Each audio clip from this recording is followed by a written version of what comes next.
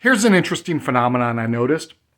If a person is desperate to pay a bill, car insurance, rent, got to buy food, too much month at the end of the money, and they're frantically scrambling to make it happen, that person will bring a level of excitement. And I don't mean like happy, enthusiastic. I just mean a whirlwind of focused activity to that task. They'll pick up the phone, they'll call everybody they know asking for help. Can you loan me some money? Can you give me some money? I've got some old books or an old laptop I can sell you.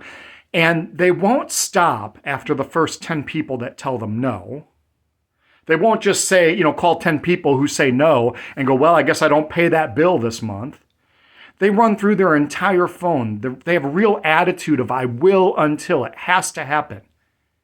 But not only that, every person they call, even if that person can't help them, is going to understand and even support that level of excitement that that person is bringing to the task. The world seems to support a whirlwind of activity around survival and just scraping by. But if that same individual were to take that excitement and enthusiasm that they bring to the task one step further, in other words, not only am I bringing a whirlwind of activity around surviving and getting this bill paid, I'm also bringing an equal amount of excitement and enthusiasm to the idea of never having to worry about that bill again. Suddenly, the world doesn't accept that level of enthusiasm. It's an interesting phenomenon to me. Like, we'll all support you being stuck in survival mode, but don't you dare dream bigger. Now, not everybody thinks this way, but I did for years. It was called addiction. And in recovery, I fall into that trap sometimes too. And it took a mentor of mine to look me dead in the eye and say, Derek, did you get sober to stay stuck in survival mode? No, of course I didn't. I didn't stay sober to stay stuck in survival mode. I didn't get sober to be average. And this is something I've had several conversations with people with multiple years of sobriety, long-term sobriety, and I've identified I'm not the only one, but the truth is the 12-step fellowship, the rooms of a couple of 12-step fellowships have not inspired me in a very long time.